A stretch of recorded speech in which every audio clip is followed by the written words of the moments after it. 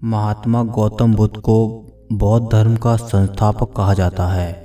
उन्होंने वर्षों बौद्ध गया के बोधि वृक्ष के नीचे बैठकर तपस्या की और इसके बाद उन्हें दिव्य ज्ञान की प्राप्ति हुई। बुद्ध ने अपने विचारों और उपदेशों से पूरे संसार को शांति और अहिंसा का मार्ग दिखाया।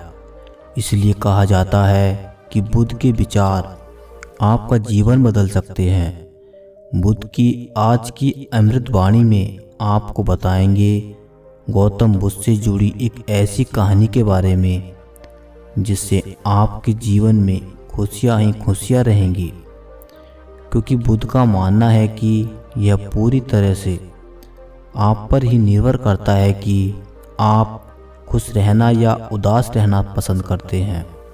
एक बार बुद्ध एक गांव से गुजर रहे थे, लेकिन उस गांव में लोगों के बीच गौतम बुद्ध को लेकर गलत धारणा थी, जिस कारण वो बुद्ध को अपना दुश्मन मानते थे। जब उस गांव में बुद्ध आए तो गांव वाले उन्हें बहुत भला बुरा कहने लगे और बद्दुआएं देने लगे, लेकिन इसके बावजूद भी बुद्ध गांव वालों की बात शांति से और मुस्कुराकर चुपचाप सुनते रहे। गांव वालों ने देखा कि उनकी बातों का बुद्ध पर कोई असर नहीं हो रहा है और वे विनम्रता से उनकी बातें सुन रहे हैं।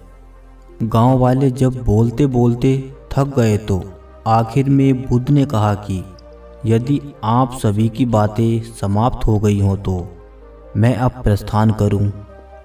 बुद्ध की बात सुनकर गांव वाले हैरान रह गए, लेकिन उस भीड़ में एक व्यक्ति ने बुद्ध से कहा कि हमने तुम्हारी कोई प्रशंसा नहीं की है, हम तुम्हें बद्दुआएं दे रहे हैं, क्या तुम्हें इससे कोई फर्क नहीं पड़ता? बुद्ध मुस्कुराते हुए बोले, जाओ, मैं आपकी गालियां या बद्दुआओं को लेता ही नहीं। आपके द्वारा दी गई गालियों से भला मेरा क्या होगा? जब तक कि मैं आपकी गालियों को स्वीकार ही नहीं करता, इसका कोई परिणाम ही नहीं होगा। जानते हैं, कुछ दिन पहले एक व्यक्ति ने मुझे बहुत सारे उपहार दिए, लेकिन मैंने उसे लेने से मना कर दिया। जब मैं लूँगा ही नहीं तो कोई मुझे कैसे दे पाएगा? बुद्ध ने पूछा, बताइए, अगर मैंने उपहार नहीं लिया तो उपहार देने वाले व्यक्ति ने क्या कहा होगा? भीड़ में से किसी ने कहा, व्यक्ति ने अपने उपहार को अपने पास रख लिया होगा। बुद्ध ने कहा, मुझे आप सब पर इसलिए दया आती है क्योंकि मैं आपकी इन गालियों को लेने में असमर्थ हूँ और आपकी ये गालियाँ आपके पास ही रह जाएंगी। भगवान गौतम बुद्ध के जीवन से जुड़ी इस कहानी से यह सीख मिलती है कि हम अक्सर अपने दुखों का कारण दूसरों को समझते हैं, लेकिन असल में यह हम पर ही निर्भर करता है कि हम वास्तव में क्या लेना चाहते हैं, खुशी या गम, उदासी या मुस्कान।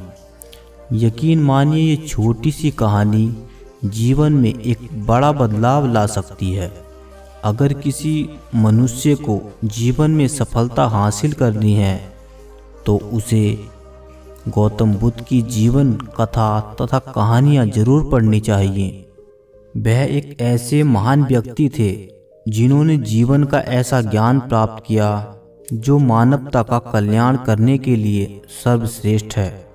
बच्चों को इनकी कहानियाँ जरूर पढ़नी चाहिए ताकि कम उम्र में ही तार्किक शक्ति एवं बौद्धिक स्तर का विकास हो सके। एक समय की बात है, महात्मा बुद्ध अपनी तपस्या में लीन थे। उन्हें तपस्या में बैठे हुए कई दिन बीत चुके थे। तभी एक शिकारी उस रास्ते से जा रहा था। उस शिकारी ने महात्मा बुद्ध को पहचान लिया। शिकारी ने महात्मा बुद्ध के बारे में बहुत बड़ाई सुनी थी, किंतु वह महात्मा बुद्ध की बड़ाई से संतुष्ट नहीं था। उसने परीक्षा लेने के लिए सोचा। शिकारी पहले तो महात्मा बुद्ध को एक छोटा सा पत्थर फेंककर मारता है, किंतु महात्मा बुद्ध कोई प्रतिक्रिया नहीं करते हैं, क्योंकि उनका मानना था कि शरीर को तकलीफ होती है, आत्मा को नहीं। अतः शिकारी द्वारा फेंके गए पत्थर के कारण शरीर को कष्ट हुआ, किंतु आत्मा को नहीं। शिकारी कुछ समय सोचता रहा, महात्मा बुद्ध कुछ प्रतिक्रिया करेंगे, किंतु महात्मा बुद्ध अपनी तपस्या में लीन थे। उन्होंने कोई प्रतिक्रिया नहीं की। पुनः शिकारी ने पत्थर फेंका। वह पत्थर महात्मा बुद्ध के आंखों के ऊपर लगा और उस जगह से खून बहने लगा। महात्मा बुद्ध को आभास हुआ उनके शरीर से रक्त बह रहा है, किंतु वह फिर भी अपनी तपस्या से नहीं उठे। शिकारी को गुस्सा आया और उसने पुनः एक पत्थर और महात्मा बुद्ध की ओर फेंका। महात्मा बुद्ध के शरीर से अब खून अधिक बहने लगा। इतनी पीड़ा महसूस कर महात्मा बुद्ध की आंखों से आंसू निकलने लगे। शिकारी ने महात्मा बुद्ध के पास जाकर पूछा, आपको जब मैंने पत्थर मारा तो आपने कोई प्रतिक्रिया क्यों नहीं दी? महात्मा बुद्ध ने बड़े ही सरलता के साथ कहा, क्योंकि इससे मेरे शरीर को कष्ट हुआ है, मेरे मन मस्तिष्क को नहीं। शिकारी अचंभित रह गया। उसने पूछा, फिर आपके आंखों से आंसू क्यों बह रहे हैं? इस पर महात्मा बुद्ध ने पुनः कहा, तुम्हारे द्वारा किए गए अनुचित कार्य के परिणाम के बारे में मेरा मस्तिष्क, मेरी आत्मा विचार कर रो रही है। तुमने इतना बड़ा पाप किया है, तुम्हें कैसी सजा मिलेगी? बुद्ध की बातों को सुनकर शिकारी महात्मा बुद्ध के चरणों में नतमस्तक हुआ और उनसे क्षमा याचना की।